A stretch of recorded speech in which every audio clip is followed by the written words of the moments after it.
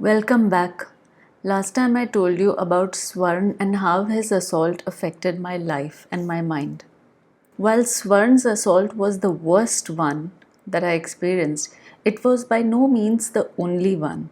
My neighbor Roy, my driving instructor Sundar Singh, and my colleague Matthias Gomes were other people who had molested me.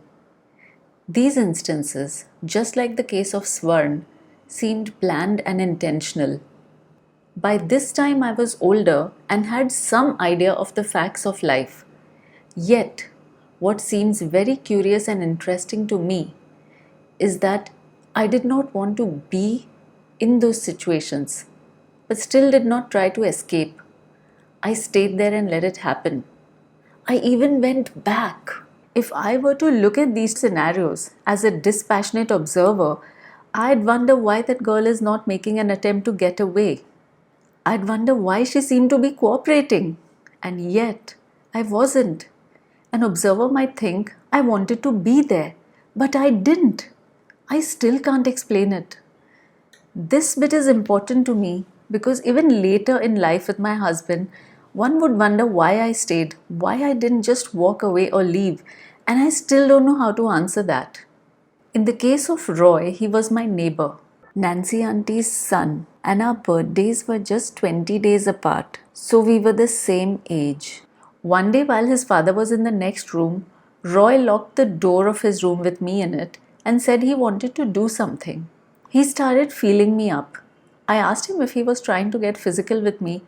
He instantly denied this and gave some spiel about learning and experimenting, which would be good for both of us. As he was doing this, my body was feeling repulsed and uncomfortable. I wanted to leave, yet I stayed and I let him continue. I protested meekly, but then he just brushed it away and I let him continue. But that was not even the weirdest part. My mom came to his house to ask me something and got very concerned that I was with Roy in a locked room. Angrily, she asked me why the door was locked and what we were doing. I told her that it was nothing, and after speaking to her, went back into the room with Roy. Why did I go back? I did not like what was happening. My body was begging for it to stop. Yet I went back. I do not understand this. I think we were barely 14 or 15 years old when this happened. By the time we were 18, Roy went to California because he'd always wanted to live there.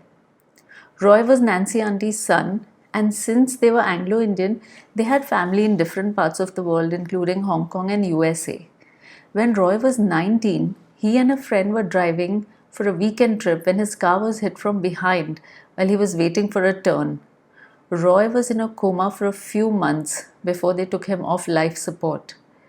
I did not know how to feel about this. Of course, I was very sad, but I was also observing with curiosity the behavior of his dad, Franklin Uncle. There was a stream of people who visited Nancy Auntie and Franklin Uncle to offer support, especially because their son was in a coma in a different country on a different continent. Uncle Franklin would put his arm around the teen girls who would come to visit their place and keep his arms around them constantly, holding them close, sitting so close that their thighs pressed together. It looked very awkward, and I'm not sure how the girls felt about this. Nobody pulled away. They had come to comfort him, and he took comfort in knowing that they wouldn't stop him from touching them at this time. It all looked very sinister to me. For God's sakes, the girls have come to visit you because your son is in a coma. Are you seriously going to take advantage of the girls in such a situation? He was all but putting them in his lap. This reminded me of a few other instances when Franklin Uncle had been intentionally mean. I might think the first instance was innocent, but not the others. In the first instance, Dad was mispronouncing the word measure as Mayer because that is how his teacher had taught it. After asking Dad to repeat it multiple times very loudly in company at a party, Franklin finally said, "Oh, you mean measure." Okay, innocent enough. Another time, it had been raining heavily and all of us from the building had gone to the terrace to enjoy the rain and have fun. Dad, for reasons best known to him, started showing the crowd how he could lie down in the rain and make rain angels, like snow angels. In horror, I noticed the distinct outline of Dad's privates visible there for everyone to see. I wanted to discreetly tell Dad to get up and leave. Dad had anyway gotten up, and I was trying to walk up to Dad and steer him away. But by this time, Franklin had a very amused expression on his face and asked, "Mr. Singh, show us again how you do that?" He made my dad do this a few more times, smirking all the while. I was so furious at this mean man having fun at my dad's expense. I went running home and got mom and told her to speak to dad. Another time, Franklin was playing tennis at the newly built tennis court in Hillside. Dad went and stood outside the nets waiting to be invited for a round. I could see that Franklin had no intention of letting my dad have a turn, and he was enjoying the awkwardness of Dad just standing there outside the nets waiting to be invited in. I guess Franklin was mean-spirited just for the enjoyment of it. I still feel anger rise when I think about these things. When Roy's body was finally brought to India, I went to look and pay respects. I wasn't sure what I should do. I tried to reach out and touch him, but then I recoiled. Franklin saw this and then he went and very intentionally in front of me started rubbing Roy's body and saying, "Oh, my son, my son."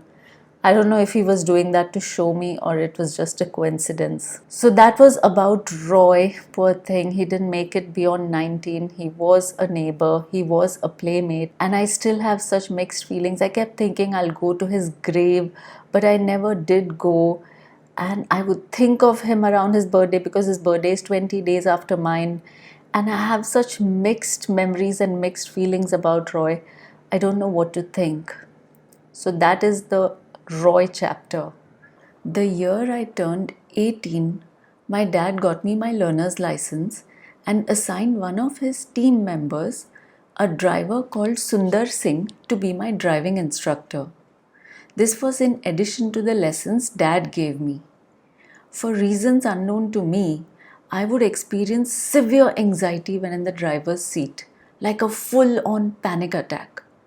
While coping with that was difficult enough, Sundar Singh started molesting me. He started brushing his hand and arm against my chest with the excuse of maneuvering the steering wheel. Like, come on, Sundar Singh, nobody is that stupid. I know what you were doing.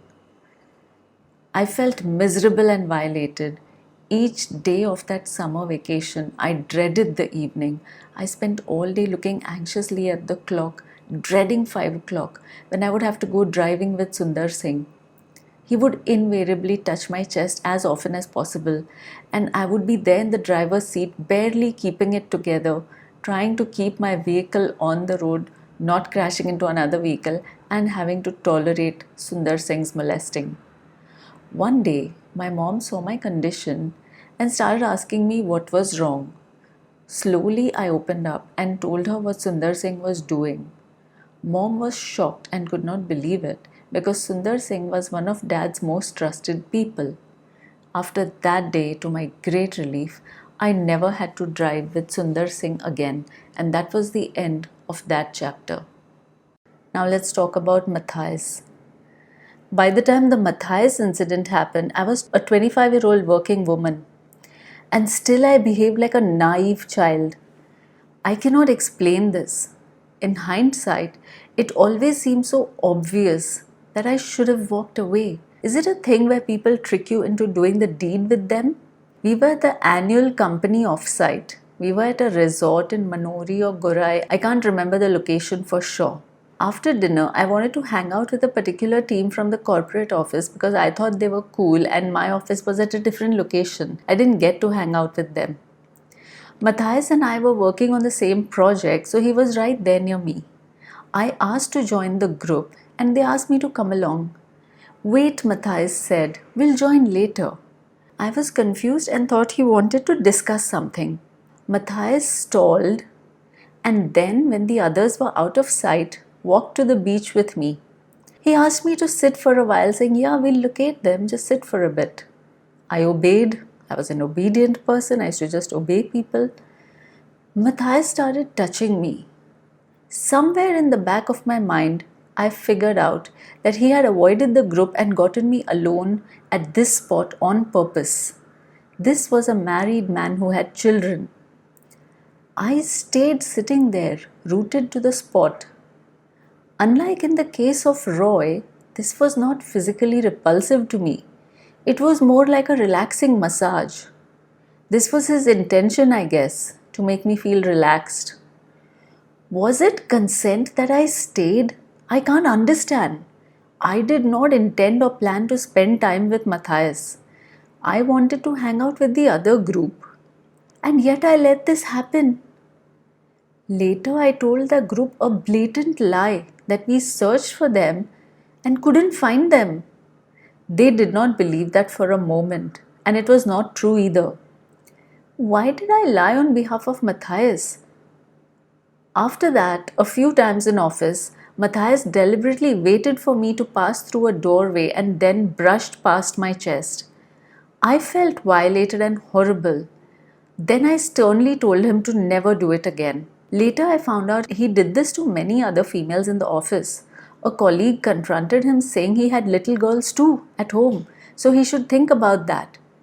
And to that he replied, "My wife and kids are flowers, you all are thorns." A very illogical and weird response. I cannot understand what he meant except to show disdain and defiance, like he just wanted to put down the office colleagues whom he had violated. I am trying to understand why at certain times I was able to assert myself and extricate myself from situations, and why at other times I just let things happen. I do not have the answers, but this behavior pattern continued later in life and affected my future. I feel like this holds the key to why women or even men continue to stay with abusers when they should leave. We'll discuss more about this later. Till then, stay healthy, stay happy. Bye for now.